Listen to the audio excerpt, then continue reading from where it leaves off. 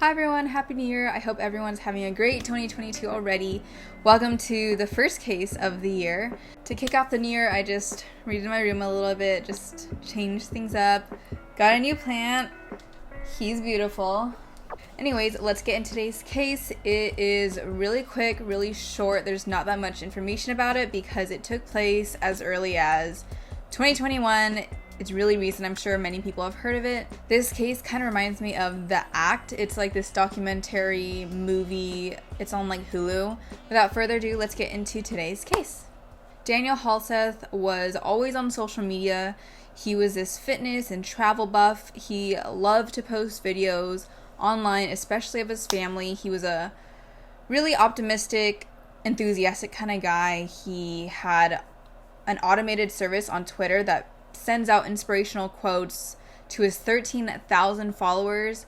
One of his Twitter posts was, "Through so much adversity, pain, in ways I can't share, you've come to be so beautiful and lovely. It makes me happy to call you daughter," for his daughter Sierra's 16th birthday. So obviously he loved his kids, loved his family. However, in 2011, him and his now ex-wife filed for divorce. So that led Sierra Halseth and her two older siblings, who were 17 and 18 years old at the time, being in the middle of this divorce between Daniel and Elizabeth Halseth. There was a custody battle between Daniel and Elizabeth, and they ended up working something out. However, in August of 2020, the court ordered Daniel to return Sierra back to the mother's custody after finding out that he was in violation of their custody agreement. After this, starting in June 2020, Sierra started dating this guy named Arron Guererro, and they dated from June to December of 2020. They ended up taking a trip to LA together. They didn't tell their families about it, and they had a great time in LA. And after coming back from LA, they had this whole plan of running away together, living in Los Angeles, starting a new life. And once their parents found out, they automatically hated this idea. They already kind of hated Arron. Sierra's parents already hated Arron. So they weren't okay with them dating in the first place, but after figuring out that they want to run away together, they forbid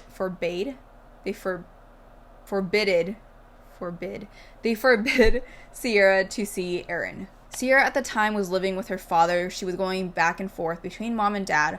However, Daniel started not picking up his phone. He wasn't texting back. He wasn't picking up the calls, and his family started to worry. Sierra received a text saying, "Hey Sierra, I'm trying to get a hold of your dad. Where is he?" Christine Halseth texted, which is Daniel's mother. Sierra then texted back saying his phone's been acting up, but he is okay. It should be fixed by tomorrow night. No worries, with a smiley face. The grandma then texted back, "Thank you for getting back to me. Love you." And so everything was pretty okay. You know, his phone just wasn't working. Everyone totally understood.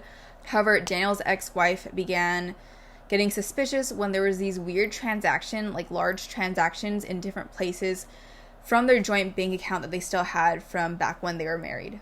So soon after the ex-wife started becoming suspicious, she contacted some people, and there was a 911 call. I'll insert it here. "There's a dead body in the garage. We just found him with the homeowner that doesn't live here." Okay, and you're in there right now? Yes. He's been missing for 2 days. His work's called, his family's called, I've called, his ex-wife's called, and there's nobody answering the phone, and there's nothing. I know there's something very wrong going on here. On April 9th of 2020, 45-year-old Daniel Halseth's body was found in his own garage by the Las Vegas police on 8400th block of Durfee Court. He suffered 70 stab wounds, stuffed in a sleeping bag, and then set on fire. His murderers did try to dismember his body. The autopsy showed that there were burns from his head to his toe, and 40% of his body was burned. There was a strong odor of lighter fluid in the garage and throughout the whole house. There was a key sticking out of the deadbolt lock of the front door. Multiple bottles of gallon-sized lighter fluid. So obviously the murderers left a whole ton of clues, all their fingerprints, all this bottles and cans. The most important thing that the police found was a video posted to YouTube, and I'll insert that video here. I don't know what to say. Welcome back to our YouTube channel. Day 3 after murdering somebody. Whoa! Don't put that on the camera. It was worth it. And we had sex a lot today. It was worth it. I got plenty of sex. So I was payment for doing it. And no bleeding this time. We got through that. We overcame.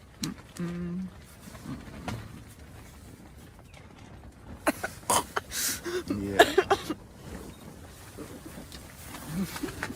So yeah.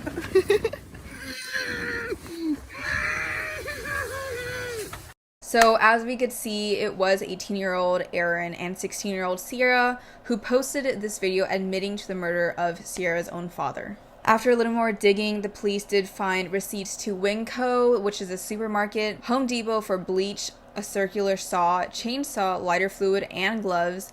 They tracked the YouTube video all the way to Salt Lake City, Utah, where when they confronted Arron and Sierra, who were not at all great at being murderers or hiding their steps in any way, they found a blood-soaked rug in their car. Saddest part about this case so far is just that, well, one, his daughter killed him just because of love or whatever, but the transactions, basically all the items used to kill him was his own money. So his daughter, all the Home Depot receipts and the Winco receipts, and the car they escaped in was his car as well, and his house was set on fire. They were detained by the Utah Transit Authority Police Department on April 13th after more than 2 hours of riding the public transport to Salt Lake City. There's timestamps of them through the surveillance cameras at 5:49 a.m., cuddling, talking, kissing on the public transportation, and they did get on and off the train from 5:50 to 8:40 a.m.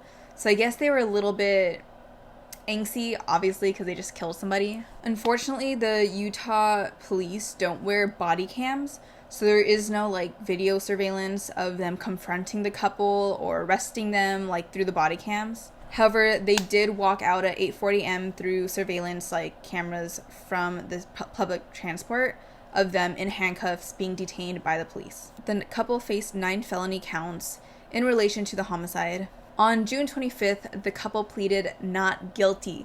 How are they not guilty? There's literally surveillance tapes. There's so much evidence against them. And obviously, these cases take a really, really long time. Like, people are always like, oh, you should do a case that just happened. Like, someone was just murdered yesterday.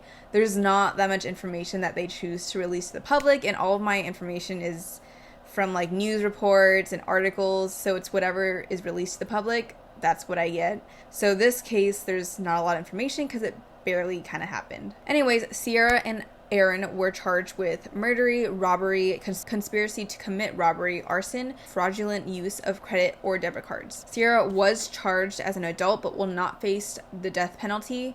However, Arron will face the death penalty, and they are still trying to figure that out. His family did leave a statement saying, father, brother, and son, who was a heart of the Halseth family, and they called his death a horrific, savage, senseless, and violent act of murder. The Halseth family does want Sierra and the boyfriend to pay a heavy price for what they did, murdering Daniel. And from the YouTube video, what they can deduce was there was an obvious lack of remorse for killing her own father, and their actions are unforgivable and unreasonable. Their family is just waiting for justice. Like I said, these court trials could take a long time. I'm just really happy that her family is not trying to take her side for killing someone, because that's actually a real thing. Like, people, their families could take their side, like with the Brian Laundrie and Gabby Petito case.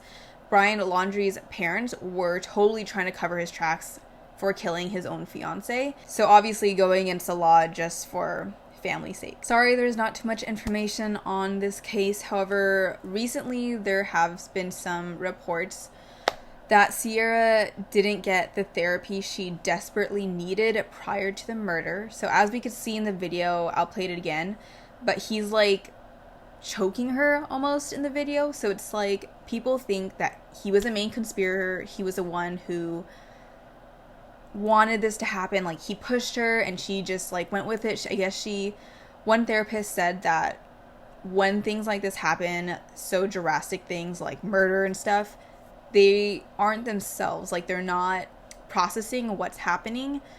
And the one person who is forcing her into it, which is Arron, basically they're saying she wasn't herself, she wasn't processing it, she needed therapy, she was in like this weird depression state before the murder, and so there's a possibility she might not get as much years in prison due to her mental state, which through depression and everything, she did commit a murder, unfortunately. So that's all we have on this case. Thanks for watching, and I hope everyone has a good 2022. I'll see you in our next case. And if there's anyone who has suggestions, please drop them in the comments below and like and subscribe. Thanks, guys. Bye.